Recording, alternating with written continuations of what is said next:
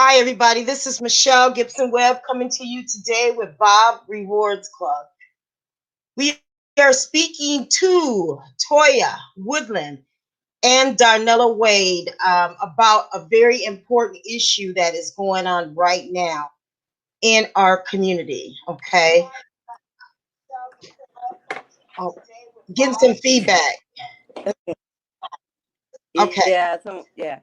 All right. And Darnella, she went out, but she'll be back in a second. So today, you guys know that. Yep. Today, you guys know that COVID-19, the coronavirus, is like running, they claim is running rampant. We are disproportionately the ones that are carrying the coronavirus. And so, as you know, Minister Toya Woodland, she is running for Woodland. She's running for the 5th District of Minnesota, which is against Ilhan Umar. And so we have her here as we're talking to her weekly about issues that are going on in her political campaign. But we are also talking to Darnella Wade, okay?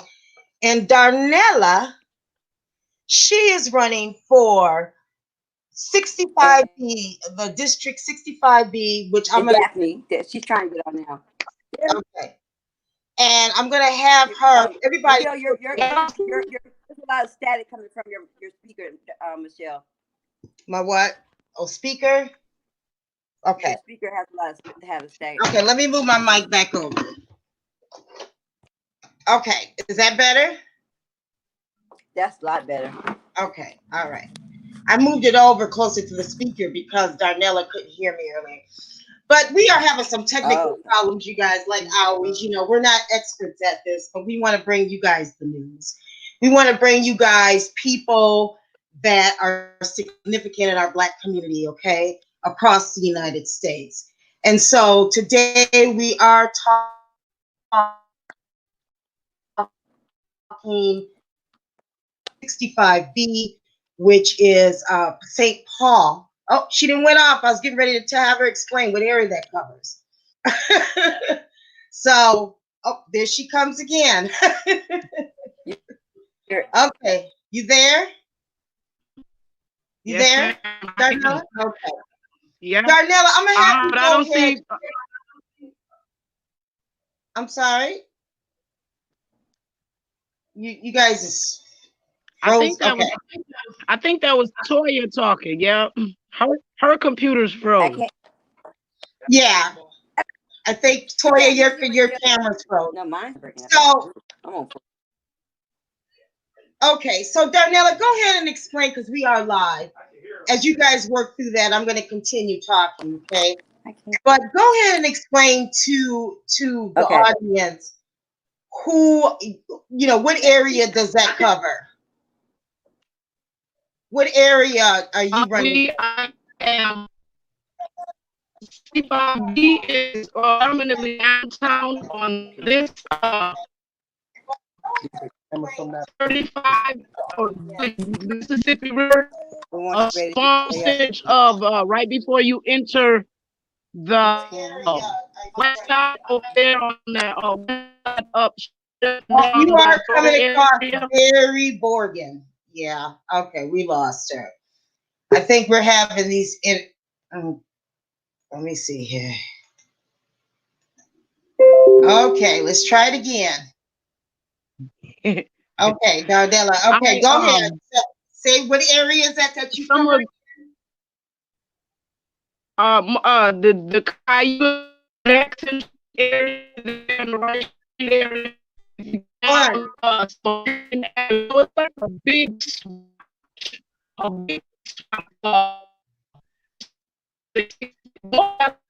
my whole no, it's not working. Darnella. Can you hear me? Yes. It's not working. I don't know if you got a bad connection or what. Do me a favor and call in to 952 9494. Can you call in? Yep, hold on. Let me write the number down real quick. Okay, there it came back. I wonder if it's because you're moving. It came back now. Okay, try it Oh, now. maybe I have found a better spot. Okay, let's try How it about now. this spot? Okay, try Yeah. now. All right, just be I was still. saying that I'm downtown. I'm in the downtown area, small part of the right before you get to the west side, a little bit of the east side, but most of my areas downtown on this side of 35. Okay. So it's What really side? Okay, the so is that predominant a Midway? big chunk. Name the neighborhoods, because I'm originally from St. Paul. So is that the Midway? I live in the 7th. Yeah. No, when you get to Midway, it's too far. It's 7th Street. It ends on probably Annapolis over here on the west side. Up going down 7th Street is probably gonna end on probably Oh, you went out. Wow. You're out. Can't hear you. Darnella, your volume went out. Did you? Okay. Wow, we are having a really bad connection today. Okay, okay. Go ahead and oh Lord. Did you hit the mute button? No, it's the if you can hear me, raise your hand. Can you hear me? Okay. All right. So did you hit the I think you hit the mute button. no, my mute been Okay, on there it the is. whole Okay, time. maybe it's something with their technology today, because you know a lot of people. Maybe I need to just stand still like this. Yes, do that. Please don't move. Do not move. You and Okay. Toya both. Don't move, Toya. Okay, Toya's back now. Toya, don't move. Hello. Y'all got a habit of moving All right. around. Y'all want to dance for the camera. Hi. Don't move. Toya. Yo, you might have a sensor. Some of these cameras got sensors on them, and they're trying to pick up where you are. And if you don't have a real high quality, like I wasn't getting camera, good connection in then the it house. won't. So you gotta literally stay still when you're talking on these cameras. Okay. All right. All right. Now. I am. So, all right. Well, that's wonderful, Darnella. I hope everybody heard that. The area she is in is primarily east, going from downtown, going east, right? And how far east do you go again? To the east side, up Payne Avenue. I think Freedom Library in my area. Over here on the west side, the River View Library, that's my area. Over here, this Palace Recreation Center down 7th Street, and by this McDonald's over here, by this old brewery. This is my area. All right. Cayuga to Jackson, over there towards the freeway. That's my area. Okay. All and right. it probably end right there at the Dayton's Bluff area, unless Dayton's Bluff is my area. I think it is. Okay. Oh, who's going? Hello, this is Michelle. Yes, hi. Good day. My name is Daphne Brown. I am trying to call in to the show for Toya. Yes. Yep, Darnella's here. Everybody's here. Say hello, Darnella. Good afternoon. How y'all doing? Hi. Okay. Definitely call in. Good. All right. Hi, Daphne. Okay, and we got Minister Toya. Minister Toya, are you ready now? I can't hear them. All right. No. All right, we're gonna go ahead and get started. Are you ready now? You're bouncing around. You ready? Hey. Yes. Okay. All right, so let's let Daphne introduce herself, because I'm new to both of you all. And then we're gonna let Toya begin with the whole conversation. But go ahead, Daphne. Yeah. Tell us what your background is, where are you at and all that stuff. Oh, I'm basically just a community supporter. I'm a community supporter, and Toya had asked me to speak on this panel right here, and I told her that I would. Okay. But other than that, I'm a grandmother. I have 5 grandchildren. Okay. Yeah. So, but she said you're an activist. I'm a worker. She said that you do. I don't like all the titles and stuff. I'm just a grandmother. I'm just a community supporter, and I'm coming out concerned about what's going on. Right. I don't want no activist, no organizer. I don't want to be affiliated with anybody or anything that I'm doing. Okay. Because what I'm doing is for my grandchildren. Got it. And that's what I'm out here doing it for, and other grandchildren. Good. So I just try to say that I'm a community supporter, right. grandmother, and leave it at that. Okay. I'm a oppressed black woman, and leave it at that. If you got to be any label. Okay. Yeah. Okay. All right. Hold on a minute, Daphne. So we got 2 minutes to Toya Woodland. Is Trey coming in? Trey, you coming in? I don't think he is. All right. He's just listening. Okay. All right. So are you chiming into this? Not really. I mean, I might later. I'll let y'all need it. Okay. Okay. All right. So, Minister Toya, you wanted to have this podcast today, and you wanted to talk about the coronavirus, also known as COVID-19. Yes. Yes. Now, and and we've kind of talked about kind of all the things that are going on now. I put 3 questions. As you guys can see, I am going to share my screen, and just so the audience knows what we are discussing here is we want to know, why are Africans being blamed for the coronavirus in China? Okay, number 1. 2, I want to know, is America's healthcare and industrial and resources adequate to combat this COVID-19? Because we can see that America is not prepared in the PPE. We can see they don't have enough ventilators. Mm-hmm. The people that are spreading it, a lot of them are healthcare workers.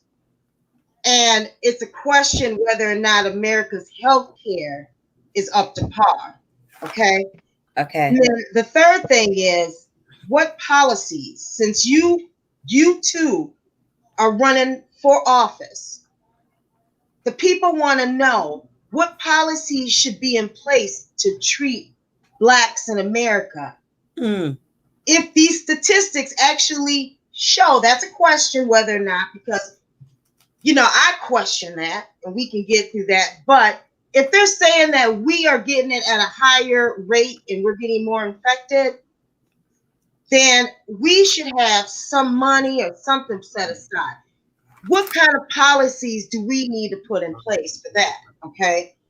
And I kind of will end on that note, and then we'll just all kind of take part. But Minister Toya, go ahead and you start out talking about what's going on with China.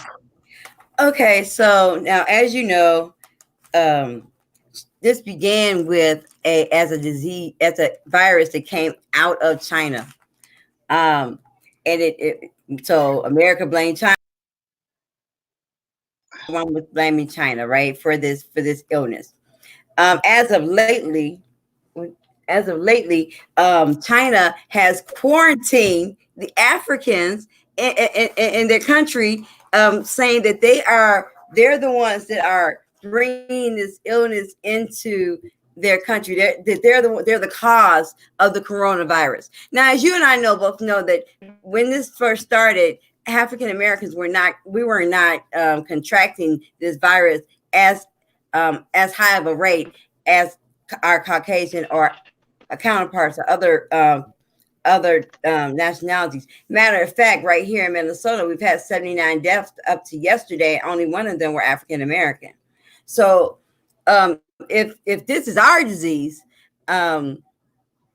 show me the statistics that says that it's our disease. Why is it our disease? Why all of a sudden do you want to make targets of dark-skinned people of African descent or Africans? Why are we becoming the targets? And what does that mean for men? What does that mean for us here in America? I have my own conspiracy theories around that, but I would like to know what Darnella thinks about that. Like, Darnella, what do you think about? Is she gone? No, she's just coming back in. Darnella, you there? Okay. Darnella. Darnella. So, like, I don't think she's back yet, but Right. okay, so like, all right, I'm still on the first one. Right. All right, so like, what I feel about how I feel about what happened in China, I believe that because they were getting targeted, because their community was beginning to get targeted, they want the people who are used to being targeted to take the blame for what has gone on around the world. When they were the ones that said that we were not as susceptible to this illness as anyone else. A Chinese doctor said that. A doctor in China said that, right? In the very beginning. So now all of a sudden they're contradicting themselves because they're being blamed, they're being targeted in other countries that they're living in. So now they want to shift it back to us, right? Right. We haven't yet. So I wanted to hear what Darnella thinks about that. What do you think about what's going on in China? Well, the way I got it, few sources.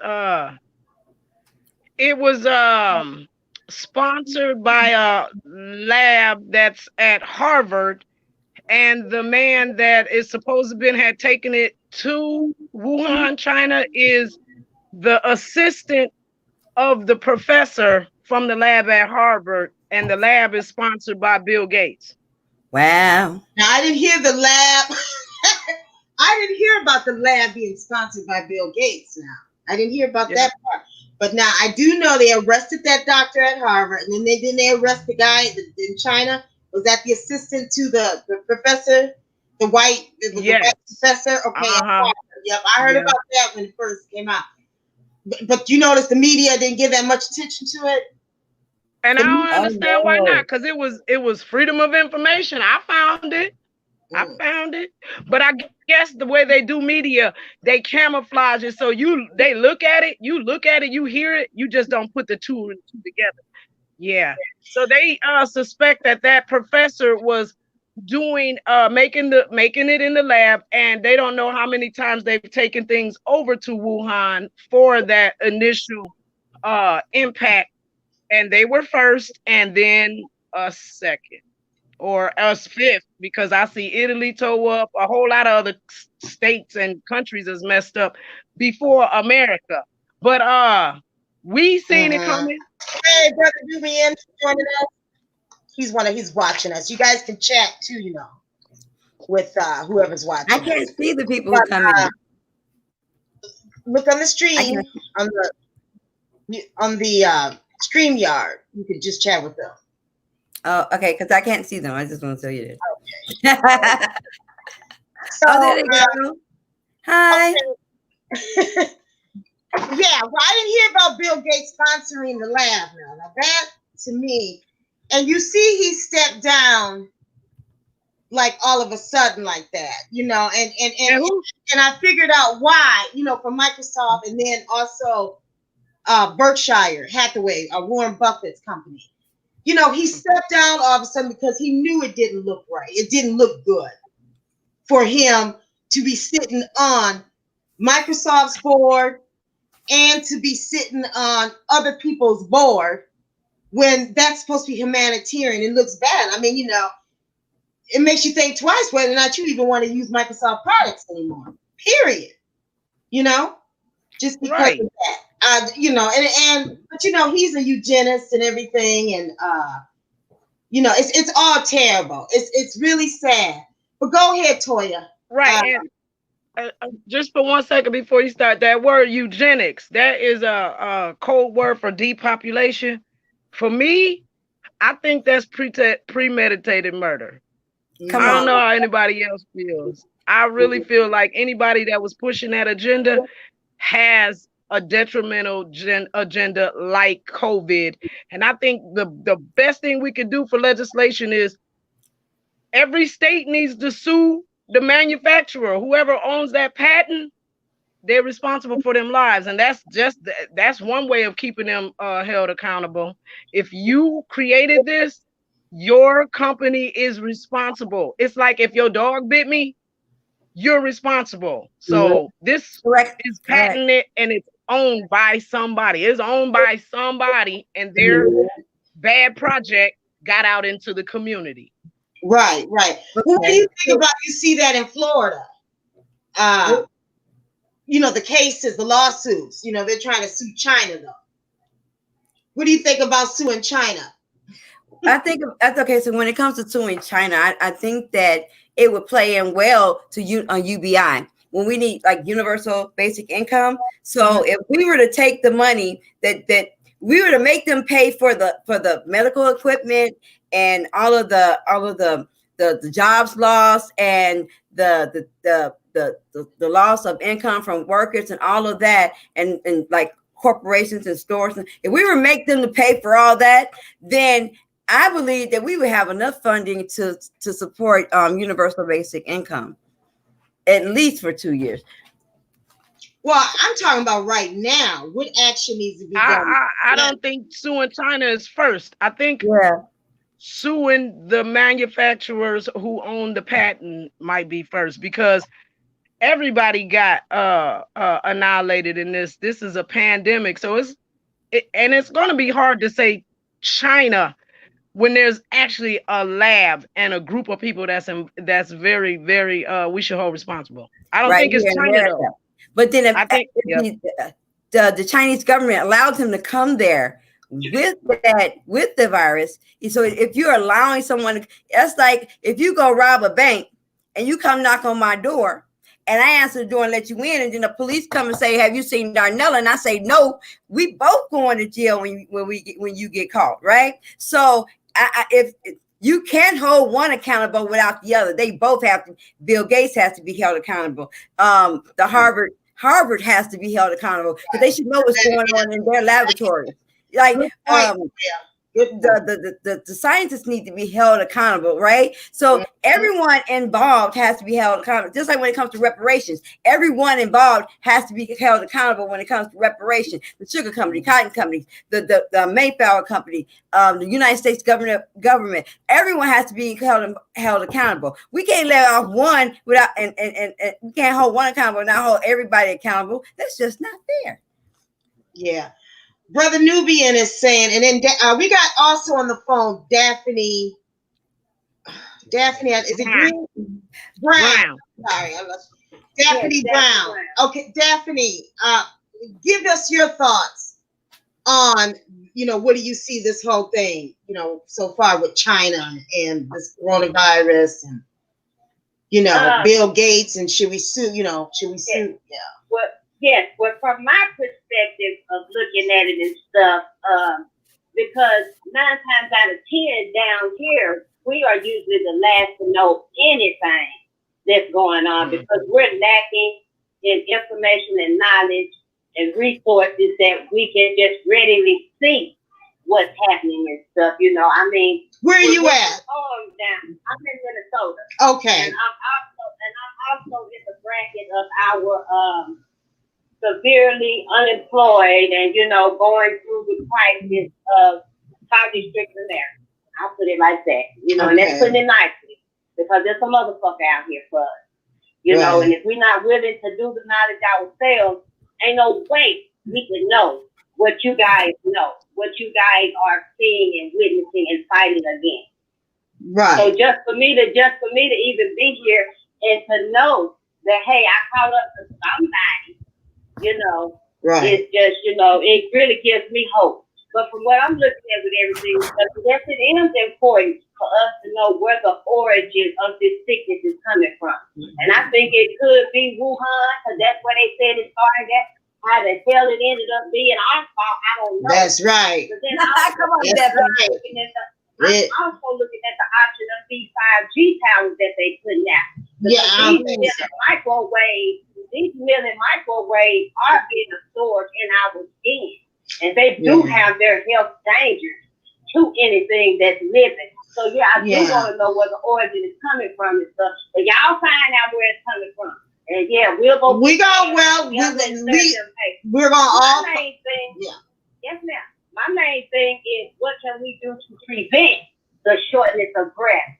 The what's another symptom? The dry cough or the fever. The fever, even though they got like 11 or 12 other symptoms, like sore throat, muscle aching pain, chills, nausea, vomiting, diarrhea, coughing up blood, red eyes.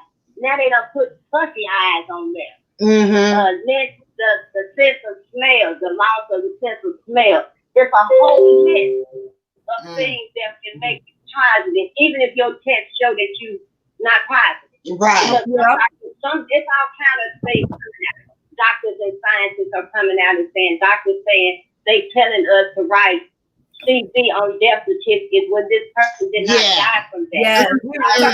Yeah, Michelle. Health issues and stuff. So but I want to know, how do we prevent us from even going to the hospital for shortness of breath? Can't none of us afford to wait on no ventilator. We cannot afford to wait on their asses to go find us a ventilator. Right. But we need to be at home trying to find ways that we can strengthen our respiratory system. Right. Let's bring that up at the end of this. Let's talk about that. Let's talk about remedies at the end, because there are things that we can do to boost our immune system that we should let you know, which a lot of you guys probably already heard. But I think the best thing we can do is just to stay away from people right now and to keep everything clean. If we do got to go out, wear a mask and some gloves, and then, boost your immune system. But the thing is like AIDS. I see this because I lived through the AIDS epidemic too. Now you said that they say they got a cure for AIDS now, okay? And that they hope to eradicate in the next 10 years. I see this whole thing as capitalism, okay? I see everything from the point of putting out a virus, which it is a bio weapon. People don't want to call it because it's an unseen war. But if you have another agenda, like say a eugenist like Bill Gates, taking it back to Bill Gates, then that is what you need to stimulate it. I find it ironic, and I don't know if you guys seen this whole thing with the doctor from WHO. You've been paying attention to that little thing going on. The doctor he's a black boy. They call him blacks over there. A Middle Easterner, wherever he's from. Dr. Yeah. Okay. Exactly. Yeah, and you see that the Trump said that he stopped the funding, giving it to WHO, because he felt they were too slow to react to the whole COVID thing. Okay, but there's a little bit more story behind that, because there were 7. Did you hear about the 7 babies they tested the coronavirus on, and then and the babies died over in Africa? This was just the last 2 weeks. Toya, move over in the center of the camera, my dear. We cannot see you. Okay? All right. And then, not only that, you just, a few days ago, over in the Ivory Coast, they burned down a coronavirus center. They're trying to set up these centers, and like you see down in Atlanta, they're building out of the World Congress Center. They're building Georgia Congress Center. They're making it out of coronavirus center. See, you're bringing in the disease, the disease, you're telling people to come in, it'll spread more in our community. It's really a big issue right now that the Black politicians that are in office right now need to get a handle on this, okay? Don't set up all these coronavirus locations in the heart of our community, and we don't even know what the true data is. Because all the data I've seen so far is showing that white people are way ahead of everybody else with this disease. I truly feel that the Black people that are getting it are really the ones that really, really probably had an underlying issue that was contributing to their death. And look at all the Black men in these jails catching it. How come you got more than 400 men down in the Cook County jail down in Chicago got this virus? You got 400. These are the people that are dying. Yes, so speaking of that, on my Facebook page, you can go and sign a petition to tell Governor Walsh to let our people go. There's a petition. Go to Woodland for Congress on my Facebook page, and there's a color change petition to let Governor Walsh to free these prisoners. You should not have to die because you sold a pack of meat out of a Target. And that's just. I'm sorry, Michelle. I just felt like that was a good time to throw that in there. Okay. I want to get back really to. I just want to touch on what was actually happening to Africans in China. Now we talked about the fact that they are doing it, but what is happening is they're being evicted and forced into quarantine because all of a sudden this is a Nigerian issue. Nigerians have the coronavirus all of a sudden, and they're bringing it into China, right? And if you can go to the there's a website that talks all about it. Hong Kong Facebook, HongKongFP.com, right? So they're talking about the Africans in China subjected to forced evictions.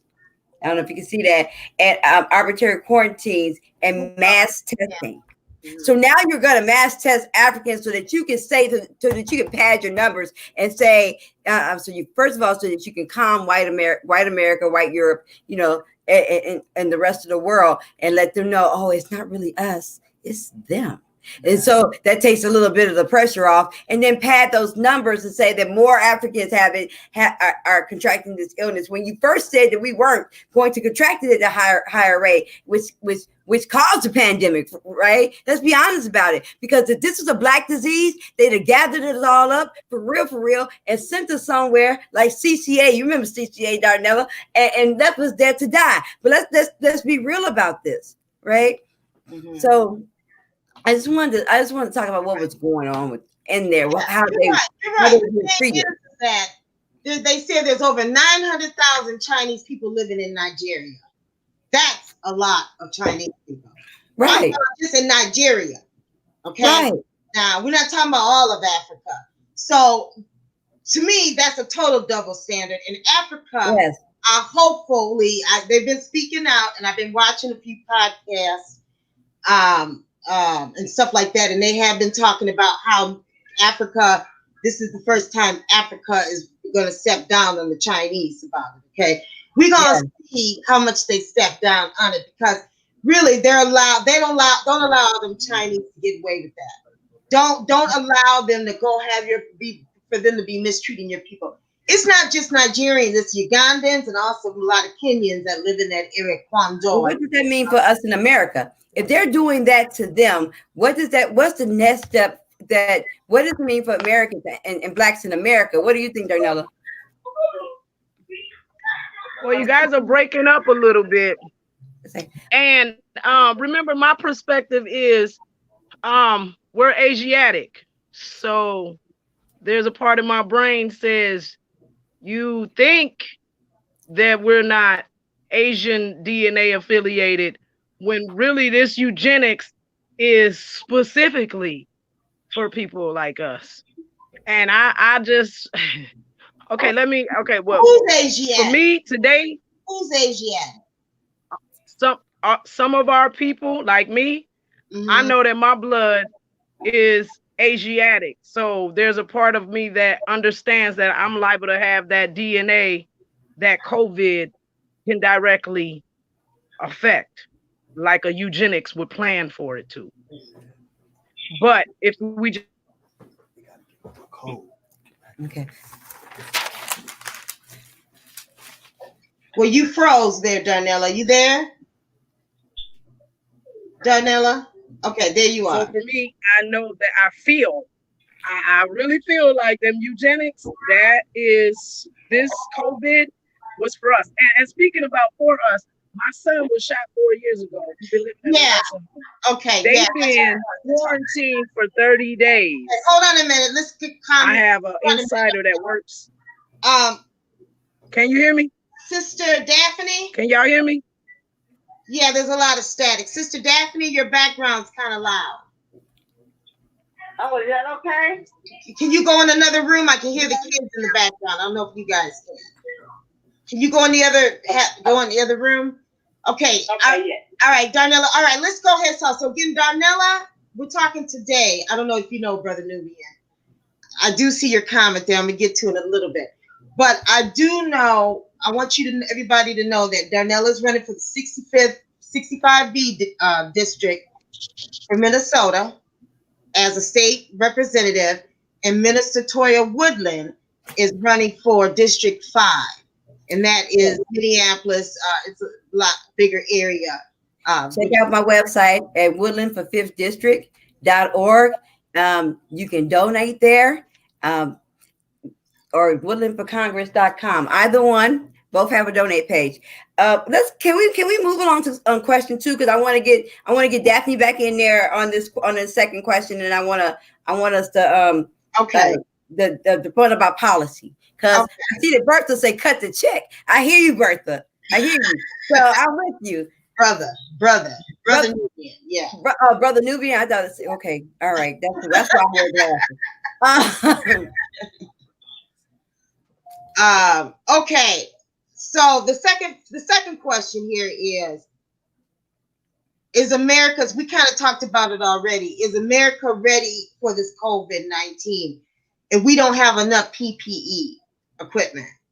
Okay. No, that's where Daphne fits in, right? Like, because Daphne's, I'm gonna let her tell more about it, but she was talking about how it's not going to be enough ventilators for us. There's not going to be enough of anything for us, because, we're the test dummies and we always get things last. Right. Mm-hmm. So when it comes to the, which is why universal health care is so important. I have to slip that in. But so we are going to be the last to receive health care, receive testing. They're going to run out of ventilators when it comes to us and all of that. But, so Daphne was telling us about some remedies that can help prolong our lives while we are waiting on the healthcare system to come around to us. Because I believe, and I'm just going to say this, and I know that we got to, we have to recognize that I'm still a minister while I'm a politician, but I believe that God is going to protect me through all of this, that no weapon formed against us shall prosper. So I believe that God says people like Daphne and people who believe in holistic remedies and things of that nature to keep us up and keep our spirits up and keep our health up. So, and that's why the research that she's done is so important. Daphne, are you there? Is she still there? I'm here. Can you hear me?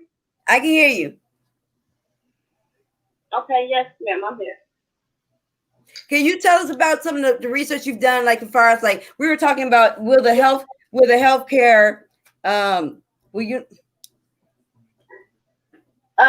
Yes, I want to first begin with the sister. Thank you for bringing up Dr. Sheba, because I just heard about Dr. Sheba maybe 2 weeks ago, maybe a week and a half ago. I had never heard of the man before, or any of the medical holistic wraps and things and foods and stuff that you can use to, strengthen your immune system and stuff. And also, he proposed life-saving triage for patients that were sick, that would have had a level where the sickest would have been isolated, where they could have been treated. Those with symptoms would have been isolated or, quarantined, where they could have been treated. And those who weren't experiencing anything were able to go back to work. Trump didn't even listen to the man. Trump did not even listen to the man.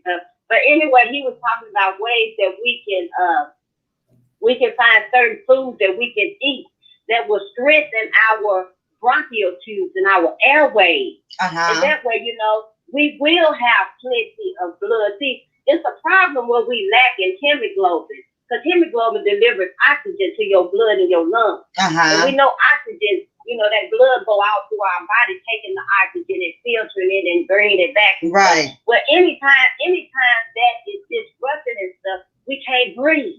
But they're not telling us to keep our blood, our hemoglobin levels oxygenated and stuff. I think it's called oxyhemoglobin. Well, water, any liquids.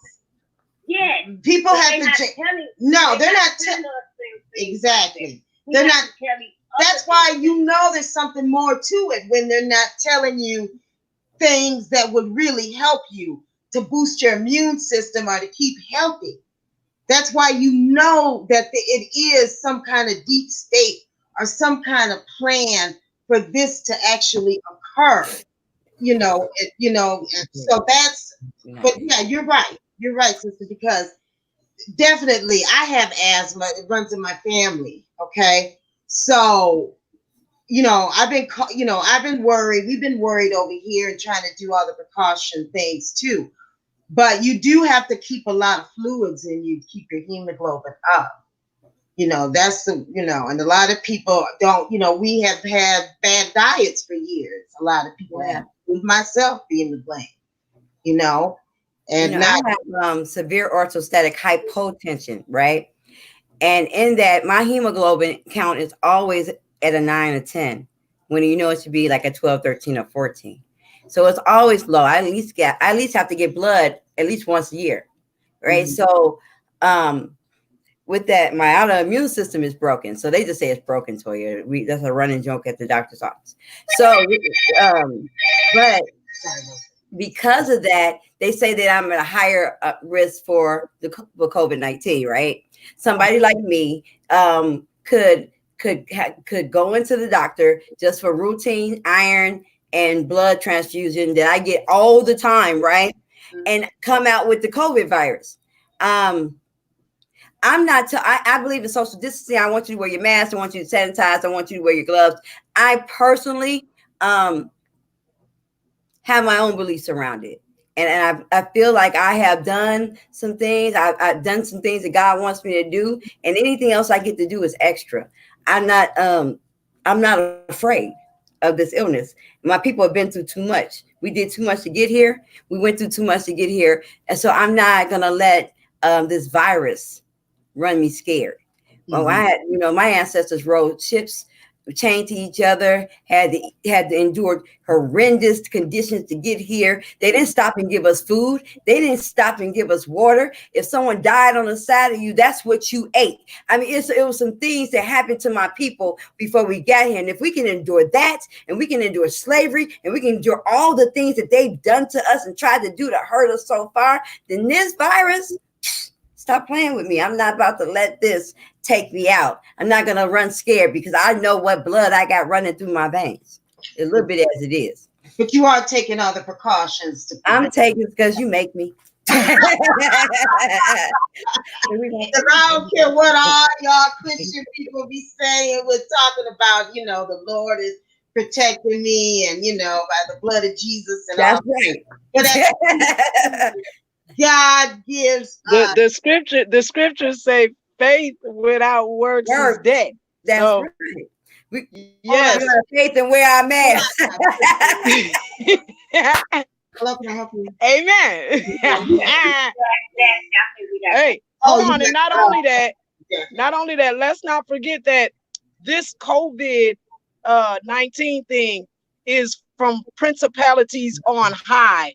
So when you see they going into detrimental extremes to try to extinguish someone, you know that the fight ultimately is God's. Like, these are people that are enemies of God that will make them hate mankind and release this to us. And with that being said, there's things like universal health care. If there's contaminants in the water and the air and our government allows it, then you should allow universal health care for us to keep repairing the things that are out here in the environment that's politically allowed to harm our body. Fluoride in the water, that doesn't do good. Chemtrails in the air, that doesn't do good. And then when there's pandemics and epidemics, when you are lacking health care, that's definitely not going to do good. Right. But we have people that have strategized on trying to annihilate us, and that's the problem for me. It's like they're allowed to be mad men with no repercussions. Yeah. Then they have all the money in the world. So where does justice come from? Justice gonna have to come from policies that restrict them and tie their hands behind their back. And if they violate those lines like COVID is doing to the communities, then there need to be some repercussions and consequences. Straight up. There has to be some repercussions and consequences for the owners of these biological tools of warfare. Now, you know, I being a women of God, first of all, let me say that Darnella and I are both women of God, so we know there are going to be some spiritual consequences, right? So we know that, but we also want to see some physical consequences as far as policies are concerned. And I'm going to let Darnella and Trey talk about that a little bit more. But as far as policy and let's talk about reparations, because if Obama had paid us reparations, we wouldn't be in this process right now. Go ahead, let's just I don't know. I don't know if we would or not, because it's still an issue of whether or not America has enough resources in terms of like the PPE equipment and better health care. Period. So, Miss Michelle, even if they gave universal care, go ahead. About that PPE, yes. My son lived in a nursing home. They've been quarantined for 30 days, and they just kept it a secret from me that he was running a fever for the last 3 days. So I know somebody went in there recently and made my son possibly ill, or whoever might be ill in that nursing home.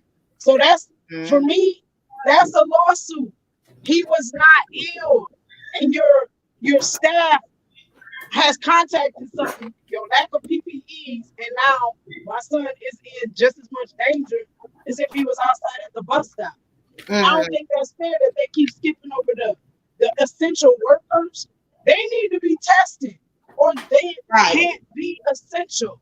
They're just going to be used for tools of spreading the whatever it is. I mean, everything. I think the best thing for us to do when we talk about one thing we can do is stay away from these hospitals, these clinics, and places like that, because we know the disease is running rampant in them places. Did you hear about the nursing home up in Duluth where 11 people died? There was only 11 people in the nursing home, and they got it from one of the healthcare workers. This was like a week or so ago. They all died. People died. See, I can't. That's just high. That's high anxiety for me, because there's no cure. So what are we supposed to do? You know what we're gonna do? We're gonna relink back to our ancestors, and yes, we are gonna tell you that there's a combination of berries and juices that could get at this, because in our world, our God said there's nothing new under the sun, and there's no cure that doesn't have a disease to it. So with that in mind, we're going to forge towards the cure, the disease, and the prohibition of this later on. Is making sure these people that produce these things, I think they need to be heavily reprimanded. I do. I just feel like something need to be said about people that have this amount of power over large amounts. So this is warfare. This is actually warfare. Okay. All right. And I just want to the camera, Trey. You're getting your faces cut off. There you go. As far as policies, that reparations would be our number one policy, is our number one policy. So they're saying African Americans are being hit the hardest by the pandemic, but a lot of that isn't because of we're genetically susceptible to it. It's just because of poverty and whatnot.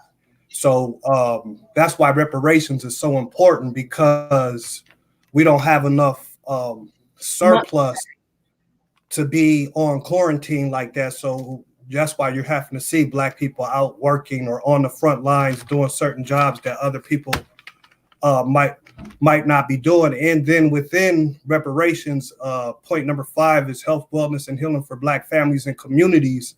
So making sure that we have our own hospitals that have healthcare plans specifically designed and tailored for Native Blacks or African or American descendants of slavery.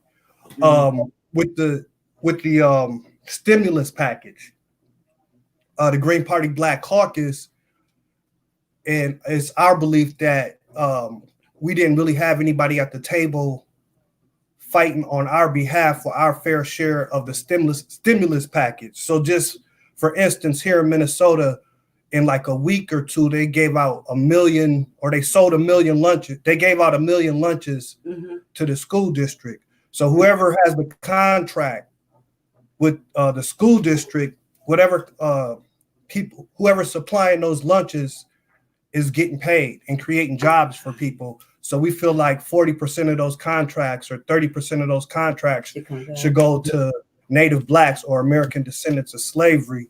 And then the stimulus package, even if hospital needs masks or they need gowns, 30% of those gowns should be coming from a Black-owned company or vendor.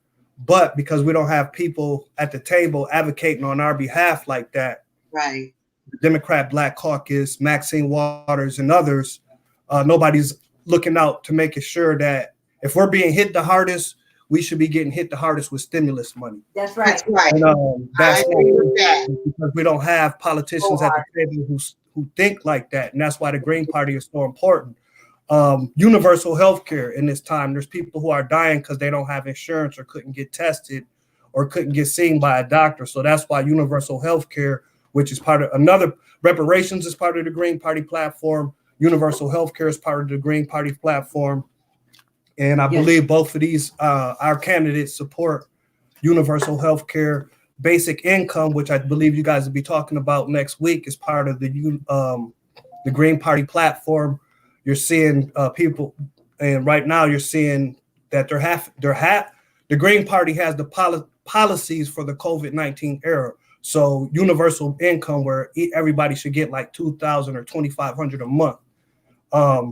That's another Green Party policy, part of our platform, part of the Minnesota Green Party platform. Not to be reparations. We want reparations. The Green Party. Right, Black it Party. has nothing to do with We want reparations before universal health care, universal basic income, and then we want shelter for all. There's also everybody.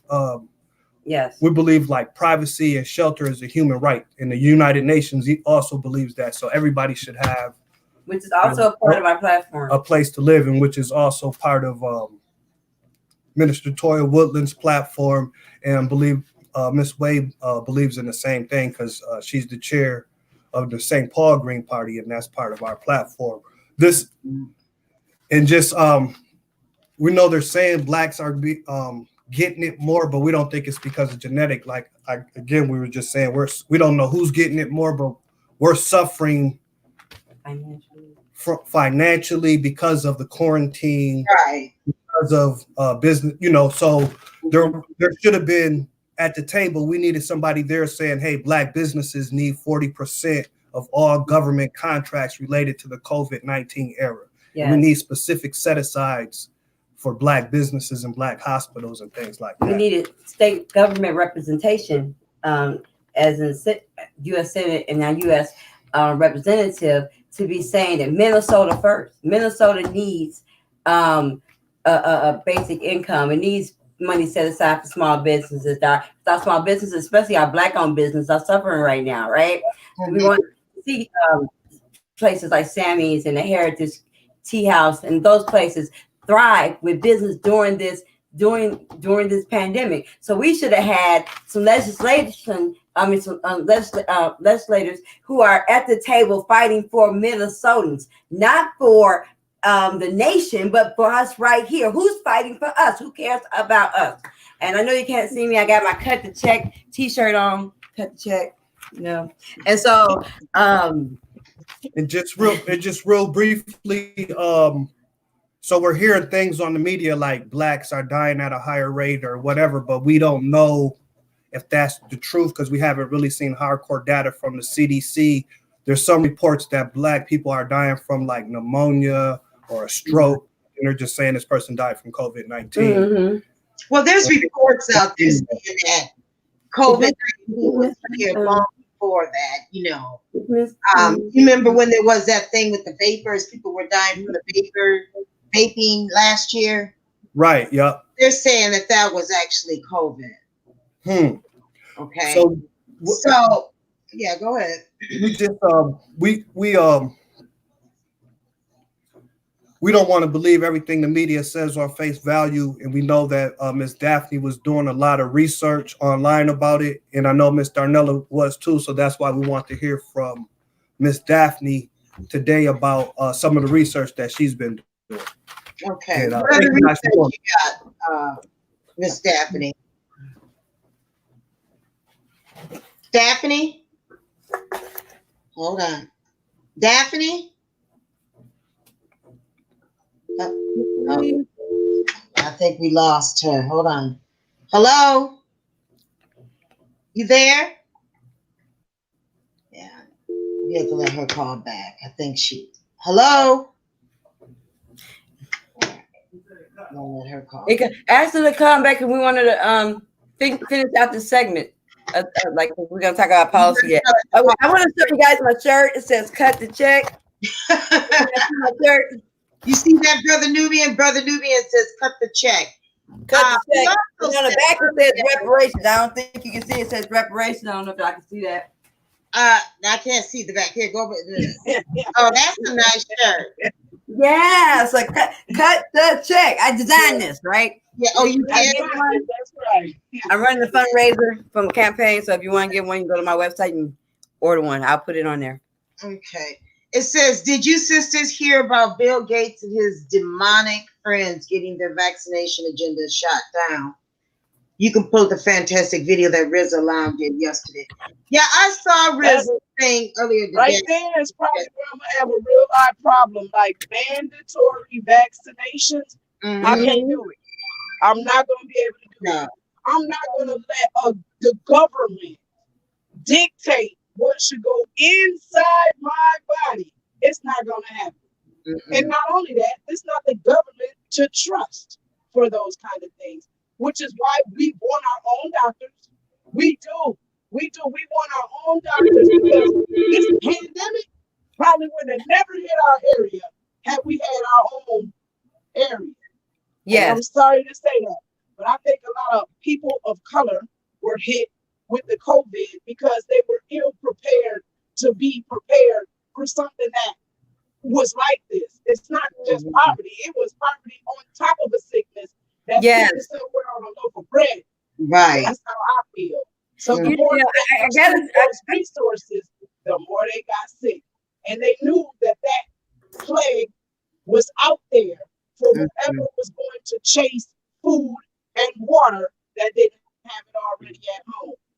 I want to bring it back down. I want to bring it to Minnesota. I want to bring it more local, right? Because this is where we are, and y'all know I love my state, I love my country, but I'm a Minnesotan now. I'm from, originally from Chicago, but so I'm by state. That's what I'm by statal. So but I want to bring it back home. So like a little bit closer to home, because this is where you're running, Darnella. This is where I'm running. These are the people that we are running for. These are the people that we are fighting for. So we need to not only for Black America, but for white America, because poor white people are not going to get treated also, right? They're going to have the same issue that we're going to have as far as ventilators and finding medical, because if you're getting laid off work, who's paying into your medical insurance? If you're not working, and if say you were working at McDonald's, you didn't have medical insurance, or you were bagging groceries, or you're a cashier at Cubs. I mean, you don't have adequate medical insurance to begin with. Now, so who's paying? Where can you go? What can you do right here? And what we need, and what I want to push for, and what we know we need, and hear me, somebody in Congress, Minnesota, if you represent our state, we need universal health care now. We need health care now, because we will die. The people will perish, and then there will be no you. So we need for someone to sit at the table and say, listen, the citizens of Minnesota matter to me. It's not about politics. It's not about my prestige. It's about the people of Minnesota. How can we get them the best health care possible? Right now, we have one of the lowest death rates in the country. I mean, we're doing pretty good. And, I guess not if it was your cousin or somebody, but we're doing pretty good as far as death overall. Because New York, you see how they're dying over there, right? So we got people at the table that are fighting for us. to get us adequate health care, get us adequate universal health care, then guess what? We can get those numbers down even lower than that.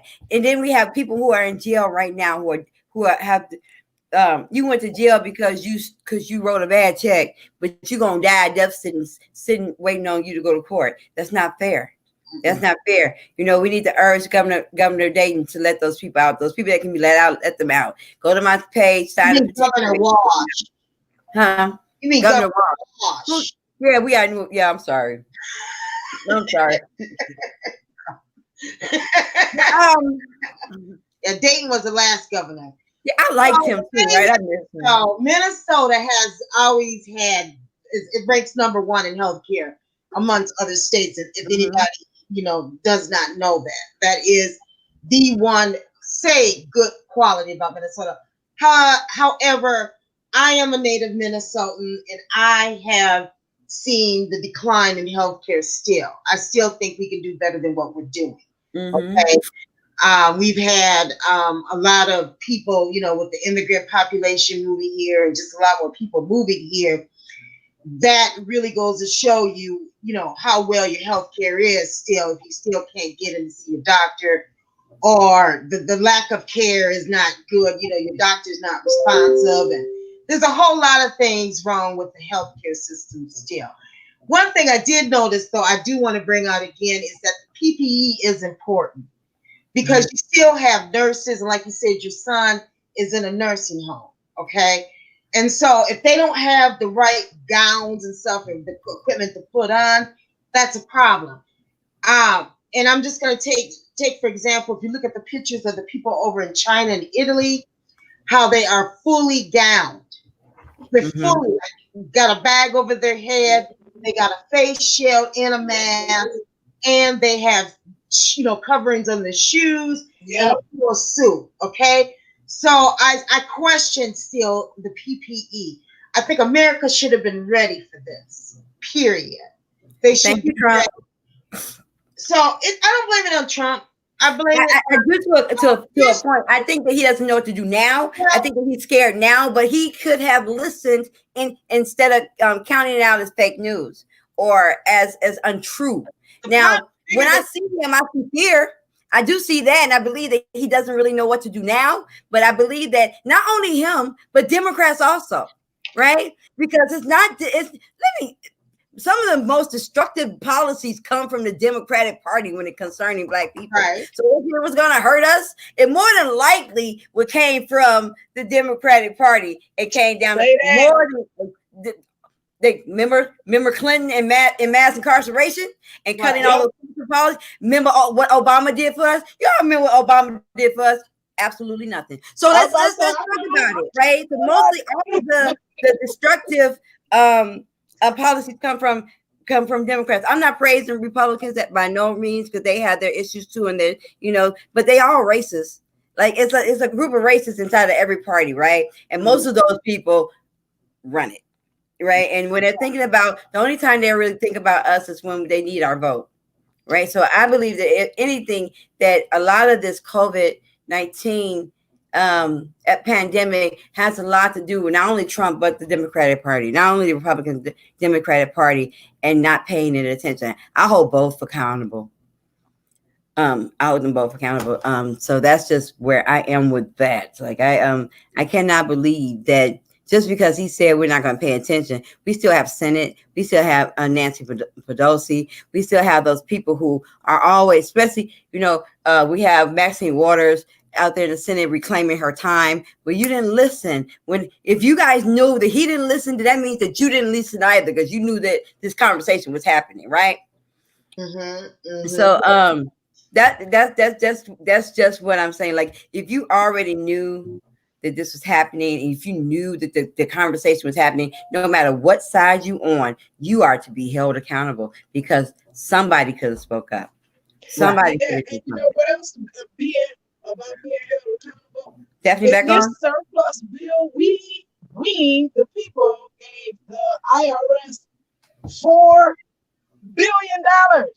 I think the IRS could do a lot more for us, especially us African Americans. I'm just saying, they could clear credit, they to send a check every month.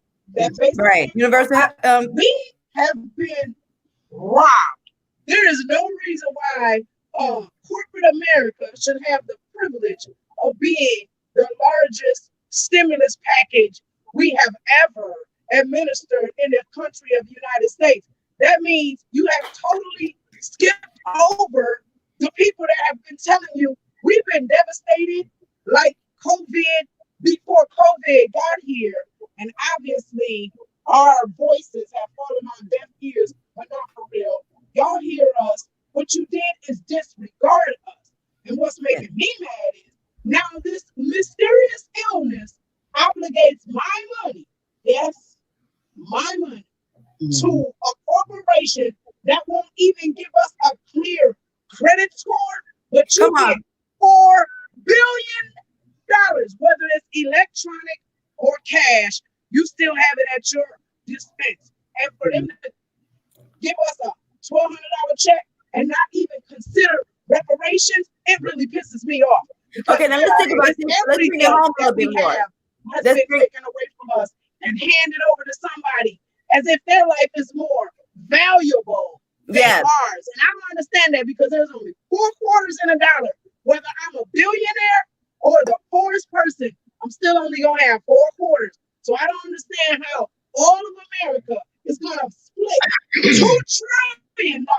And then we're going to turn around and beg the IRS for another $4 trillion of the same stimulus package. I don't know about y'all, but I don't like playing Monopoly with the bank.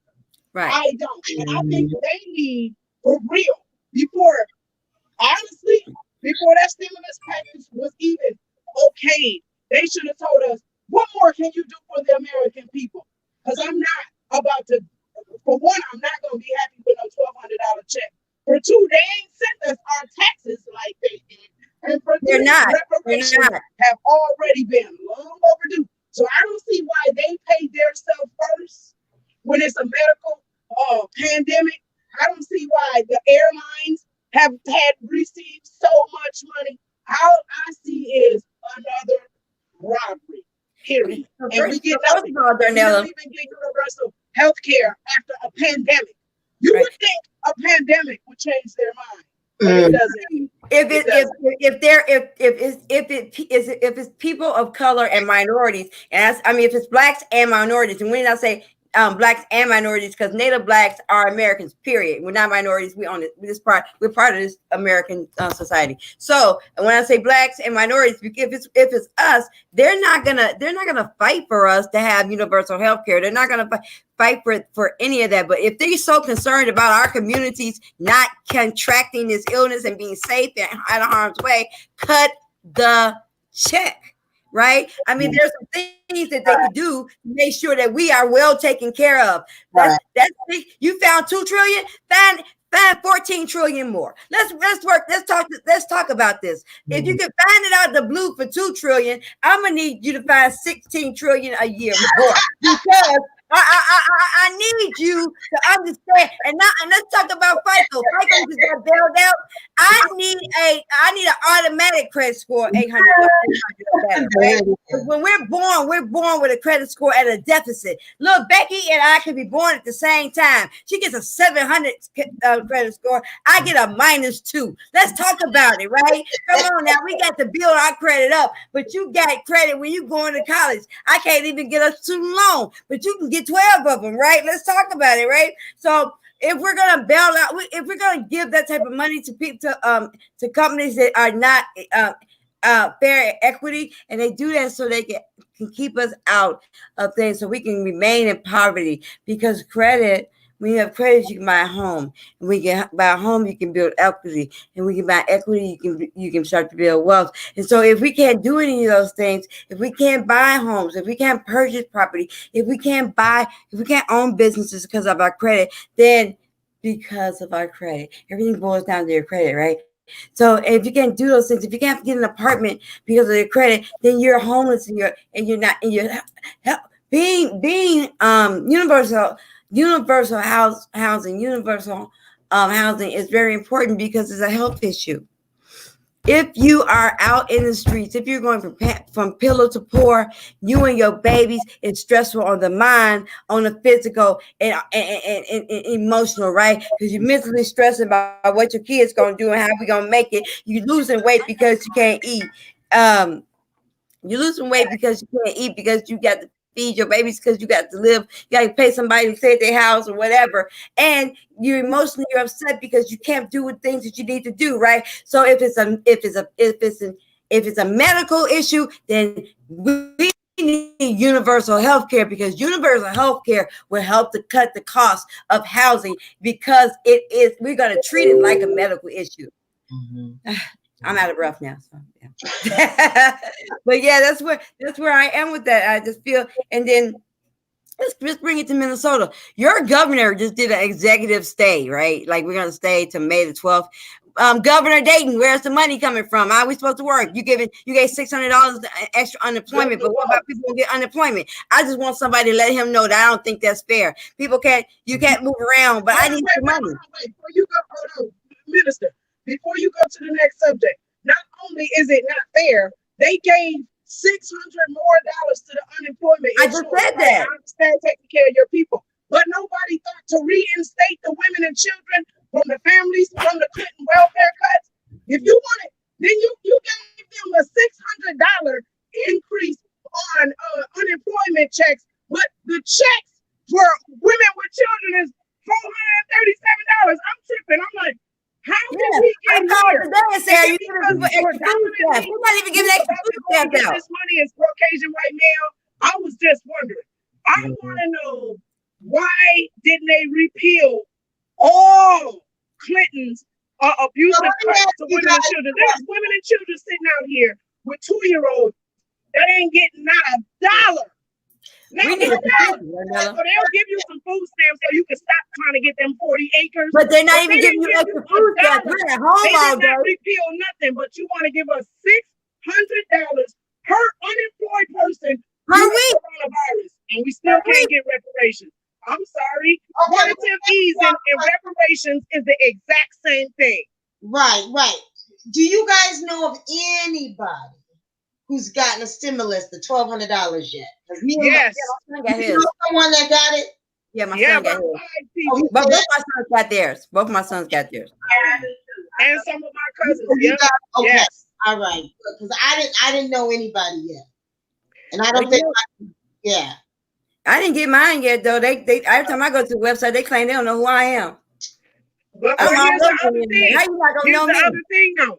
We get a one-time check for a lifetime of poverty we about to be facing.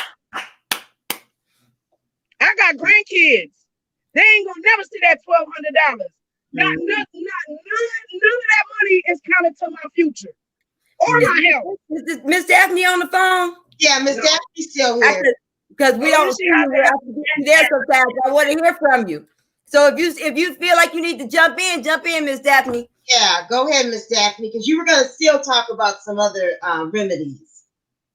Oh, yeah. I'm just taking more notes and just listening to you all and stuff. Okay. And when we do get to that part, I'll be able to. We were at the part. We waiting on you to close out the segment. We love it for the end, Toya. Hold on. Tell us about the research that you found out. I hear you've done some research. Oh, yes, ma'am. Well, mainly it's really cheap and affordable because we can't afford where we have to go out and spend extra money just to make sure we got even the asthma pump. Say that for instance. Mm-hmm. Them little suckers cost a lot of money, and we don't have money for all these extra things and stuff. So even at home, we can do things like, eat food that breaks up mucus. Right. Because pineapple juice, sparkling. I'm writing this down, Miss Daphne. Drink that. Lemons. You see this? Lemons. Ginger root. Yeah. That's another even do steam therapy or controlled coughing. Little things like that, oranges and papayas and celery and watermelon. We're gonna have to go back to where we're able to do small things that's gonna mean a lot for our people. Because especially, once we get through this. Because we ain't even got in the thick of the middle yet. You know, they ain't even really laid it on us yet. You know, so we gonna have to make sure we got them very fine silver line is what I like to call it. We need to have them ready and prepared for our people and stuff, because I don't want to sacrifice nobody. I don't care if I did still have my little nice apartment, my car, and my nice little job or whatever, you know. I still wouldn't want to sacrifice anybody that sells through any crack out here. You know, right. That's what they willing to do. They willing to sacrifice a whole lot of our people. Hell, they ready to sacrifice a whole lot of their people. You know, that's what it takes. If that's what it takes, these people are evil. That's what they willing to do. Yeah. So I feel like, you know, I thank Sister Toya and them for using their platforms for these things right here, because, you know, a person could go to the store and say, "Oh, I've been nauseous. You know, I gotta go to the doctor. I feel like I'm so bad. I want to just throw up sometimes." They're gonna put and slap them on that list. They're gonna slap their coronavirus on there and stuff, or giving them all types of medicine and stuff, when they can take peppermint to soothe that. You know, we need to get to the issue. Peppermint, she said. We need to get to the issue of that gut problem instead of giving them medicine that's going to accumulate in their system. And Lord knows what they're going to do with this coronavirus once they get all these numbers up. They plan on. Now, Miss Daphne, I got IBS. What can I do? They can vaccine everybody once they get them numbers like they wanted and stuff. So, you know, our main thing is to keep our people the hell up out of their system. That's right. Trust them medically as it is anyway. Hell, that's all right. The cells they done stole from every other lack. They ought to have a damn cure for. They stole and minorities and poor whites. We need to help them too, because they're gonna be treated like they treat us. They're sacrificial. Poor people are sacrificial. What did you say, Darnella, at the Capitol that day? It's a penalty for being poor. Right, so poor people are sacrificial. We have that.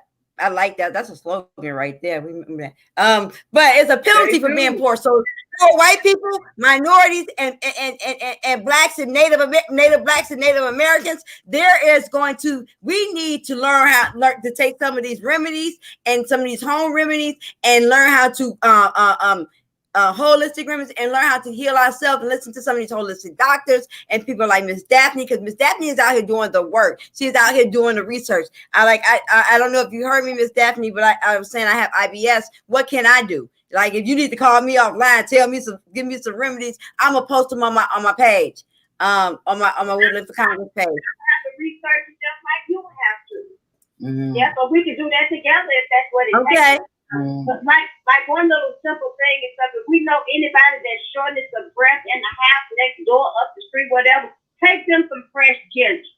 Put it in some hot water, let them drink it, they can eat it. You know, fresh ginger, deep breathing, inhaling this thing. They say black coffee is good for, you know, shortness of breath, but I'd rather just eat some fresh ginger. That's natural. You know, eat you some ginger. You know, or chamomile tea and stuff, that's good for soothing respiratory problems and stuff. Like, you know, people got COPD and, you know, just all different types of things, cystic fibrosis and asthma, you know, and stuff where they would end up with shortness of breath. And we can't afford for nobody to be shortness of breath with these people. So, okay, we better run that last asthma pump we got to whoever say, "Hey, I need a pump." See, and I've always been anyway, because once you start taking stuff like that, your body comes to depend on stuff like that. So, you know, when it comes down to the nitty gritty, we just have to say, here, inhale it.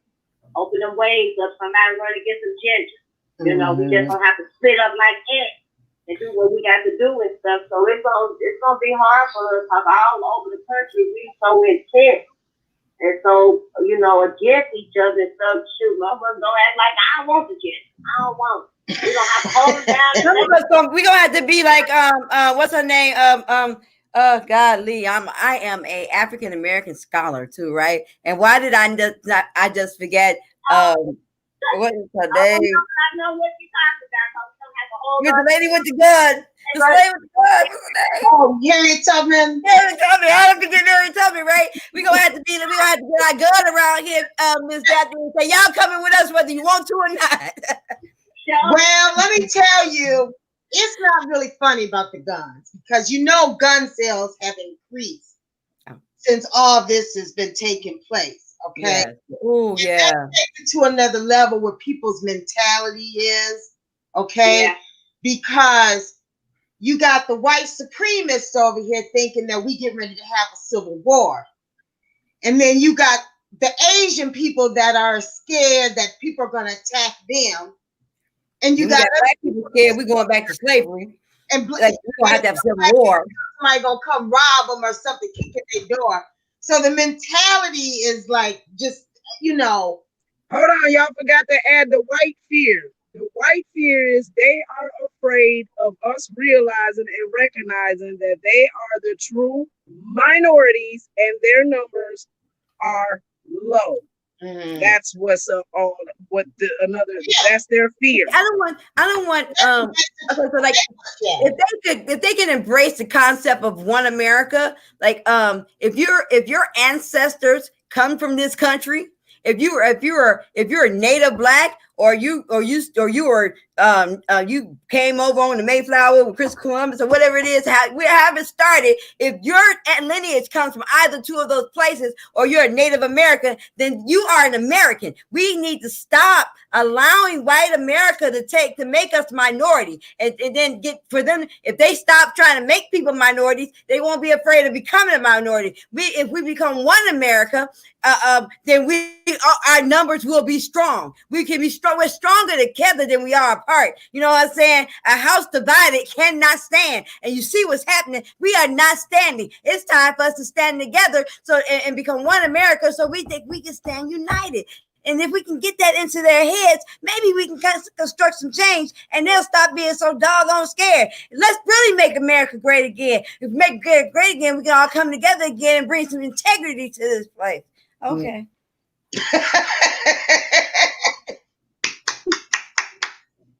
Amen. I shouldn't say that stuff. Right. I shouldn't really say amen, because if you ever do the research on who we say amen to, amen, but anyway. Amen. Before we go, I want to talk about our son, and then after that, I want to give some resources to the people, seniors, and some food resources that I found. And guess what, guys? I'm gonna put some chocolate chip cookie recipes up on my site, right? So if you're home with the kiddies, it's nothing like bake night, taco night, pizza night, playing a game of Sorry, with the kiddies, right? That's what me and my children used to do before, even with Atari, even with Nintendo, even with, bringing the family together, playing some pity pat, some spades, whatever bridge, whatever you play.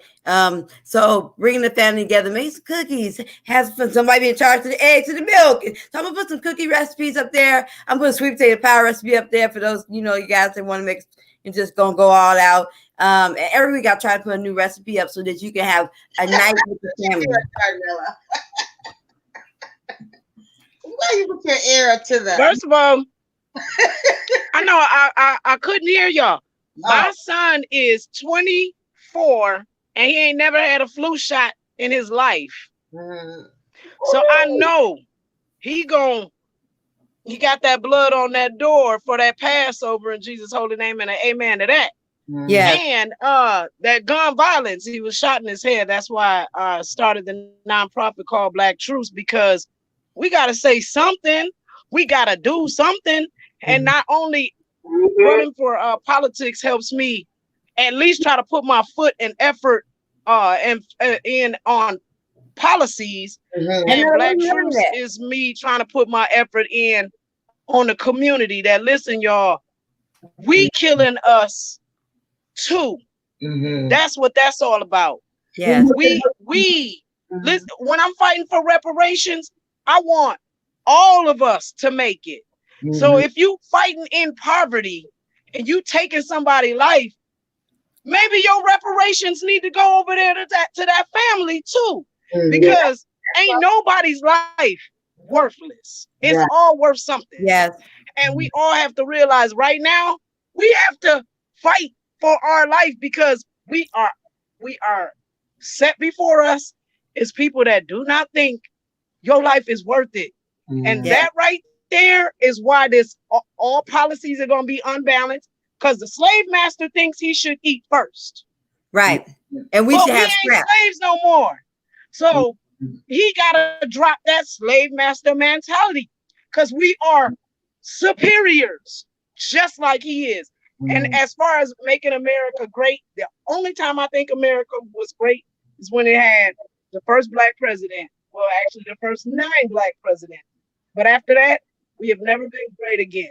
I'm So sorry. you're referring to And yeah, when black people are taken care of and this country is held responsible, then this will be a great country. But Yes. we ain't let nobody in history have any suffering without trying to repair their life, except for Except ours. black And people. that's our money we take and spread around the world to make sure that they're okay.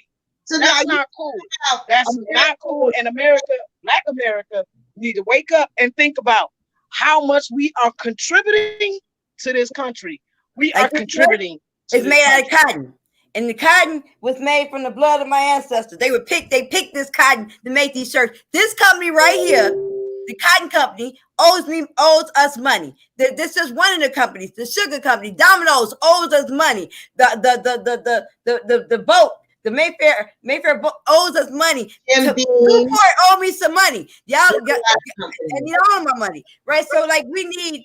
I have a slogan for cotton. Cotton, the fabric, the of blood our lives. of our lives, the blood and sweat of our lives. So that's why I have a whole slogan. They took from us and they're still reaping the benefits. I went to Louisiana last year, and I'm just gonna say this briefly. And I went on a couple of years ago, and I went on a tour of a plantation.